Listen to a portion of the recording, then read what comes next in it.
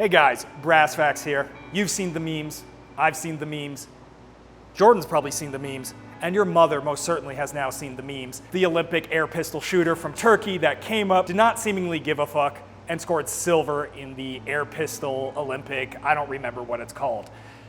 Meanwhile, everyone else at the Olympics looks like they're straight up anime villains with the amount of gadgets, gizmo, and shit strapped to him, while the Turkish guy apparently picked this up as a weekend hobby despite his ex-wife. Incredibly based.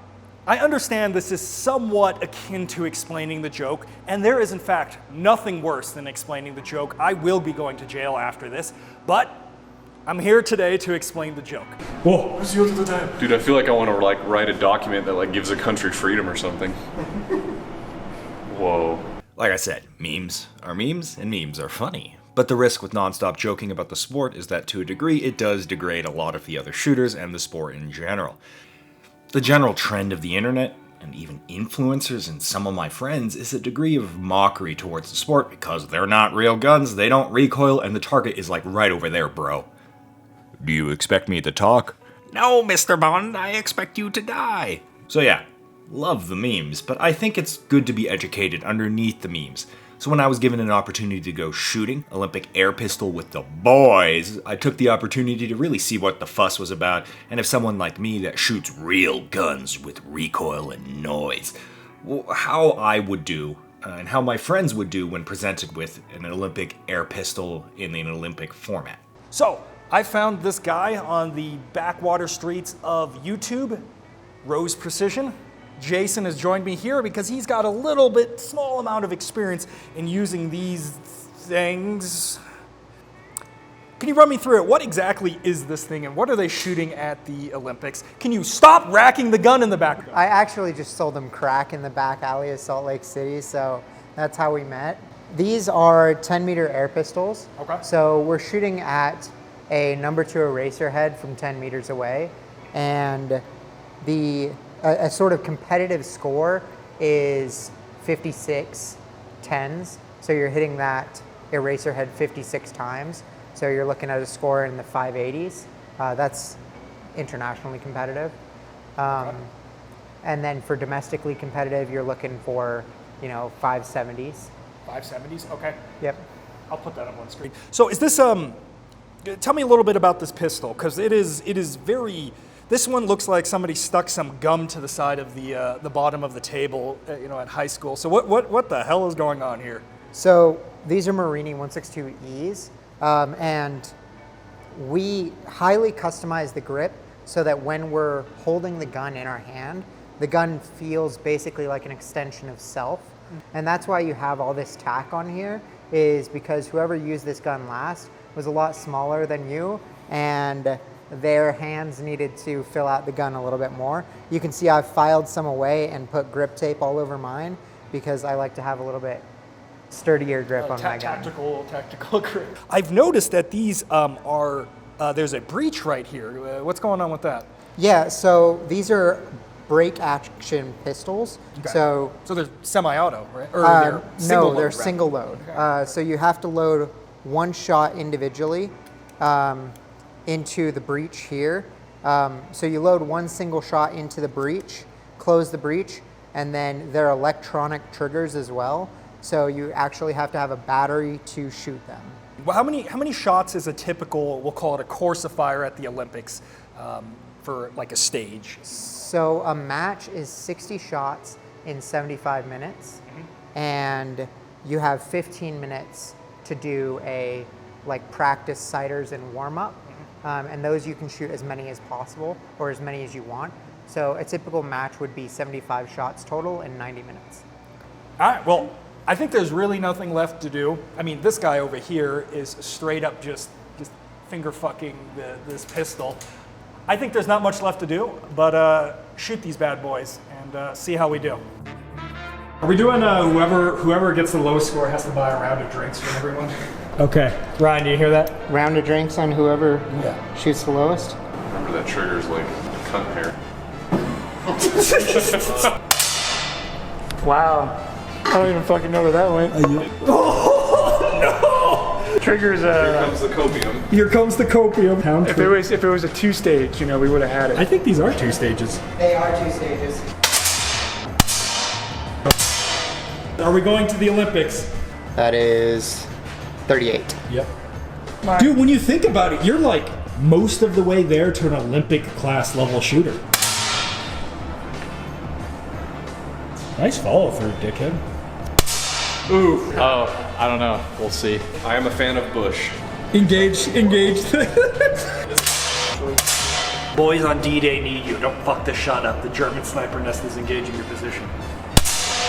You guys are getting fucking Keystone Lights, dude. I looked through it and everything was blurry. It probably was already blurry. Are you making squinty eye jokes again? Line break is a 10. That's absolutely a 10. So, first one to get a 10, but the shittiest But you overall. also shot a 0, so. Fuck my. What? No, what? Big shooting. Where's my scope? Actually, according to the rules, you have to pay to challenge. All right, let's see. Oh, yep, that's not a line break. Sorry, my bad. So it's a 1? Yeah, well, no, it's a 2. Oh, fuck yeah. I'm just Challenge fucking 1. Alright, give him back his 50 cents. You do actually get your 50. You get a rebate? You get a refund if you're Oh! So you got 50%. You got 25. Better than high school. Can't see shit. He was like this, or was he in Full the... hand and pocket. Okay. Oh, full hand thumb out? Yeah, thumb out displays, Dominance. yes. This is slowest build drill of all time. Who's buying me beer? Can gun tubers compete in the Olympics? Can gun tubers compete in the Olympics? The answer is probably Not. Minus 6 overall, which is a 44. That's a pretty good shot. 45 is what we consider to be like average for the team. Fuck it. You bring this on dates? What, the gun? No, fuck the gun. The super glasses. Oh, I wish. Can you see into the future with this thing? Oh, that was terrible. All right, what do we got? I'm killing myself tonight. It sounds like you have to buy the beer. You have to buy the beer before you kill yourself, for the record. Oh, it wasn't good. It wasn't good at all. 4, 6, 7. Sorry, bud. I actually shot one worse than you, Brock. Oh, fuck! No. You're off the team. You're off the team. I'm on the team.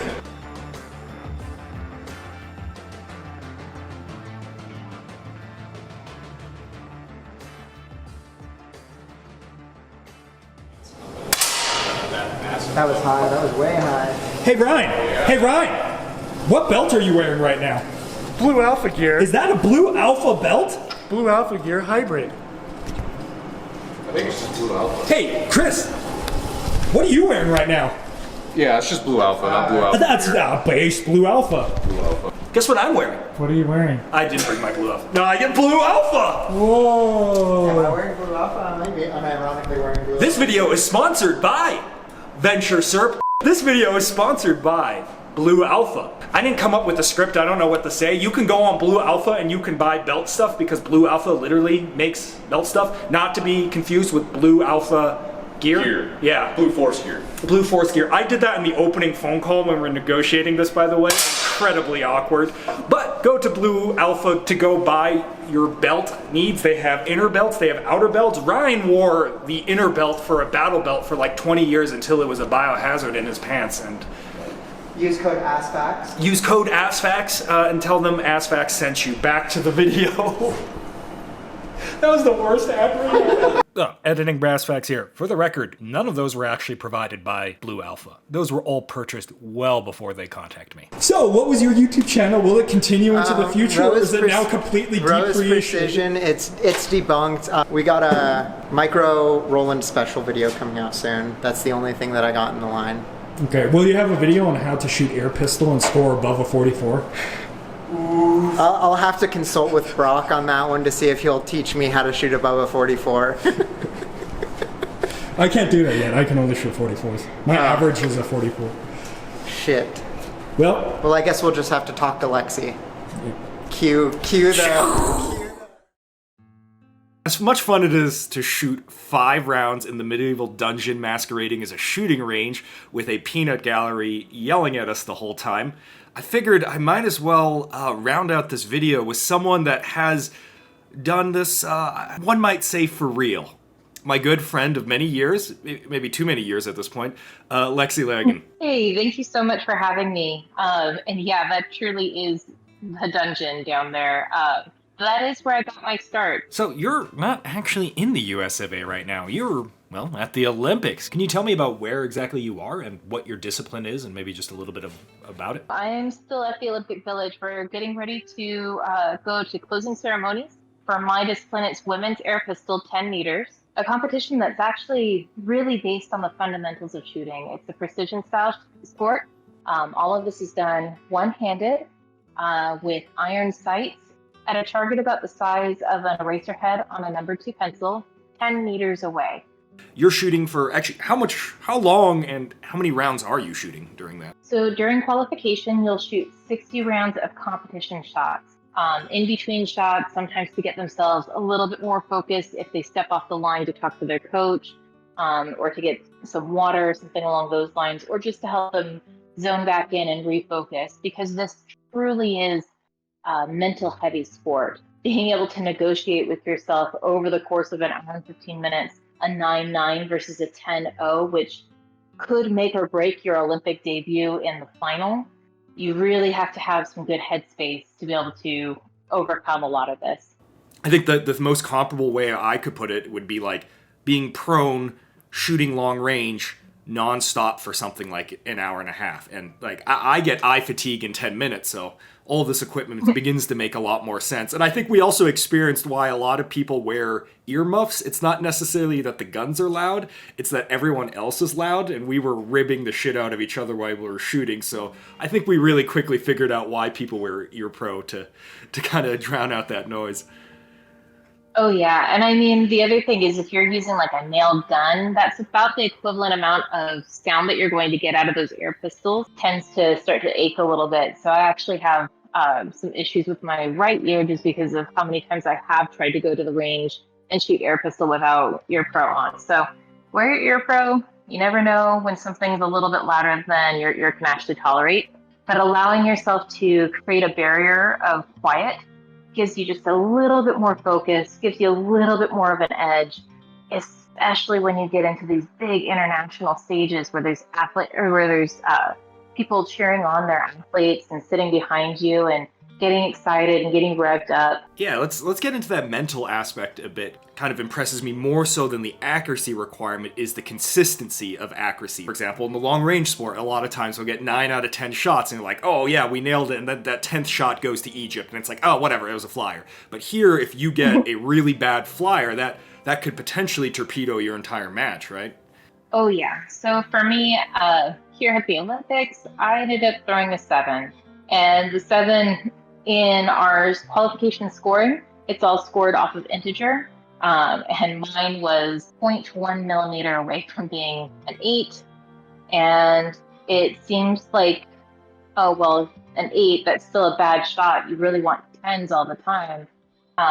The grand total of my score, I was 0.7 millimeters away from making a final versus being in 25th place, which is where I landed. When you have that big of a difference because you breathed a little funny, this sport becomes really intense really fast. Yeah, it's I hate the phrase, it's not a sprint, it's a marathon, but it really is. Like, it's extreme high level accuracy, but consistent. Like, not 95%, but you need 99.9% consistency, otherwise you're not gonna be placing, right? And one of the things that we're seeing online right now, and honestly some of our initial reactions, is, oh, this is a pellet gun, this is an air pistol, this isn't a real gun, so to speak. Can you get into that, really talk about the pistol being used, sort of your tools of the craft, the tools of the trade? Oh yeah, no, when I first tried out for the pistol team at the University of Utah, I called my dad afterwards and said, this is stupid. It's little pistol air gun things. Like, this is dumb. I'm never going to do this. Shortly after I learned the competitive edge of it, I really decided this was very cool. I want to invest a little bit more time and energy into it. With that being said, these guns are definitely a little bit different than what you pick up at your local sports goods store. My particular gun is the Walther LP500.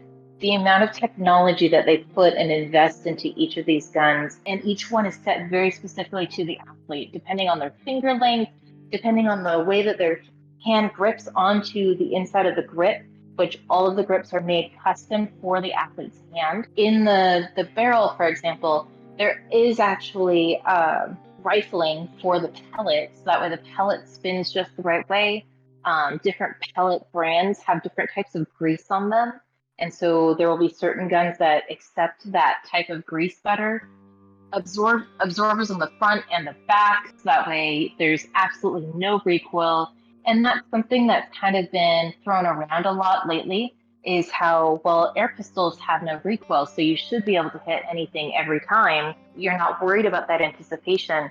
But even the most minute amount of recoil can make the difference between a gold medal and being not even having a close shot to the podium. I think people kind of get the wrong idea with the whole these aren't centerfire guns with recoil. Like I think you mentioned it earlier. These things are the ultimate expression of just the shooting part. The trigger pull, side alignment, breath control, all that. It's the raw fundamentals of shooting. So versus something like USPSA, which is, yeah, there's shooting in there, but it's also, you know, how fast can you move target to target? How fast can you do all these other things? And it becomes like this, I wouldn't really call it a holistic experience, but there's all of that. This is just how accurate can you physically be, all the other variables removed. And on one hand, it seems to make it incredibly simplistic, but on the other hand, it means every single part of the fundamentals is now elevated to almost an absurd degree of relevance, right? Hey, and if anybody's ever interested in learning more about this sport or being coached in the sport and taking it up as a new hobby, feel free to reach out to me as Lexi Lagan on Instagram or Facebook. Or you can also reach out to my business through Team Winning Solutions, again on Instagram or Facebook, or on our website. Anyways, that's really all we have time for today. Thanks so much, Lexi, and thanks for coming on this call. It was also good catching up with you. Anything you'd like to say before we wind this out? Well, yeah, I'd actually really like to thank you for reaching out to me and talking to me about this subject, especially with everything that's going on in our culture right now. I think it's really important for leaders in the shooting community to recognize that it's about recognizing all of us and standing together and not being divisive and saying things like this isn't a real sport. In the shooting industry, we're not real shooters because we're shooting air guns, and it's not a real gun. In the sports industry, we're not real athletes because all we do is we stand around for a long period of time. So we tend to have this really kind of outcast feeling from both sides of our sport. Being able to be included in at least our shooting community where we all feel we mostly belong makes a big deal and really help our athletes from Team USA feel supported by the US and by our community. That's really what we see is that type of support, and we feel it. We feel really awesome when we get it.